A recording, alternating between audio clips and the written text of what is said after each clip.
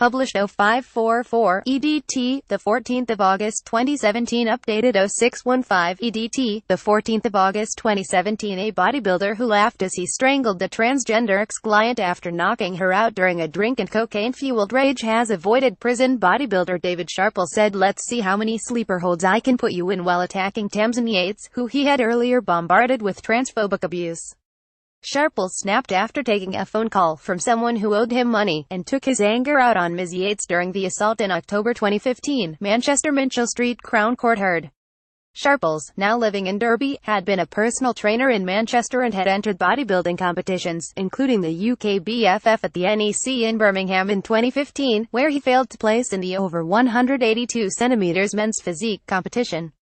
Bodybuilder David Sharples left said, "Let's see how many sleeper holds I can put you in," while attacking Tamsin Yates. Redhead had made friends with Ms. Yates and was aware that she was a transgender woman, while acting as her personal trainer in Manchester, going by the name of Shredpulse on Instagram.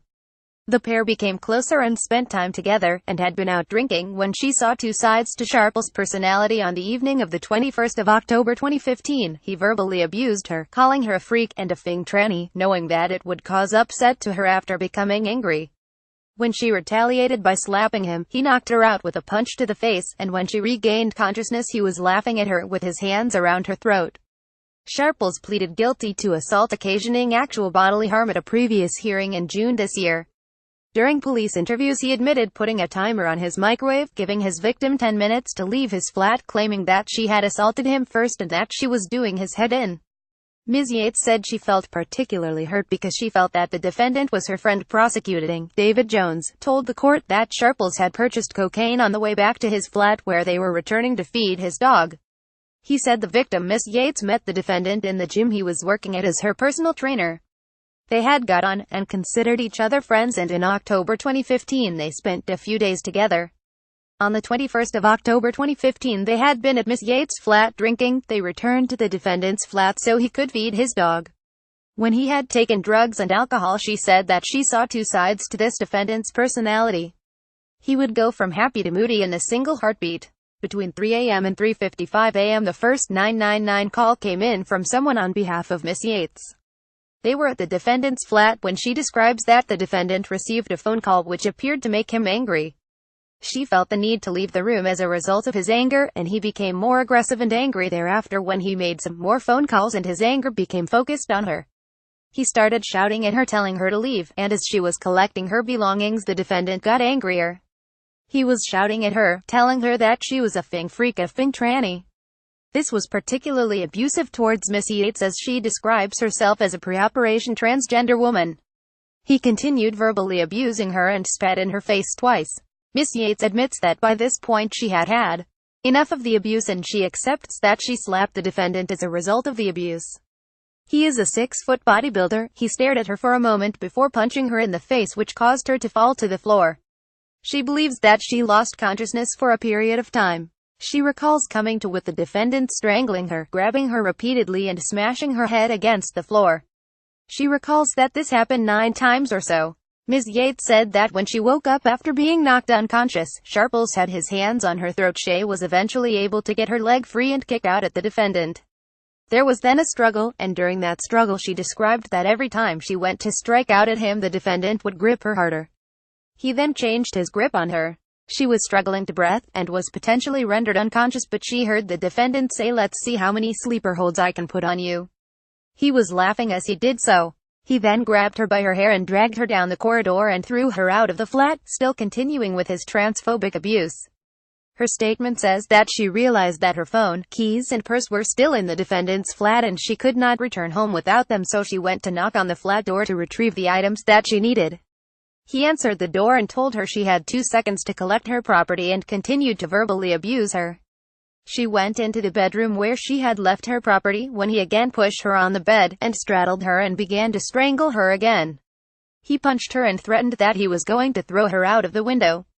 He didn't do this but threatened it, and Miss Yates felt fearful that it would happen. She was screaming for him to stop, and he again grabbed her by the hair and threw her into the corridor.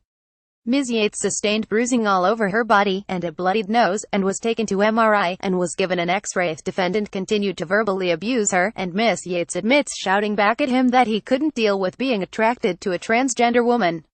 He continued to verbally abuse her. She went into the foyer of the block of flats where somebody she met contacted 999 on her behalf. She had bruising all over her body, and a bloodied nose, and was taken to MRI, and was given an X-ray. When the defendant was subsequently arrested and interviewed, he confirmed that they had been taking drugs and alcohol. He described himself as coming from a mad come down and was wired and tired. He said, "I was wired out of my head and needed to calm down. She was doing my head in." Sharples was given a suspended sentence after admitting assault occasioning actual bodily harm. He also said that Miss Yates was the aggressor and that she had attacked him, clawing and scratching at him. He accepted that he had pushed her to keep her from attacking him and admitted that he had punched her and she fell to the floor. He said that he had acted in self-defense. He denied that his actions were not motivated by her being transgender, which is accepted by the prosecution. Sharples added in interview that the injuries Miss Yates had were sustained when she fell to the floor, and that he had been acting in self-defense against her.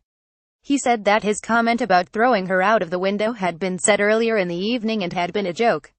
In a victim personal statement from Tamsin Yates was read to the court, stating she felt particularly hurt because she felt that the defendant was her friend and felt that he appeared to understand what she was going through, which made the insults he used against her particularly upsetting. She described having a lack of confidence and self-harming for a time. Physically, she was so overpowered and dominated by the defendant. She has a lack of confidence, but she wants to go ahead with the prosecution to show the defendant that this type of abuse should not occur. She does accept that it was not a transgender-motivated assault. Defending Richard English told the court that his client had turned his life around in the 2 years since the assault, not having committed any offenses since.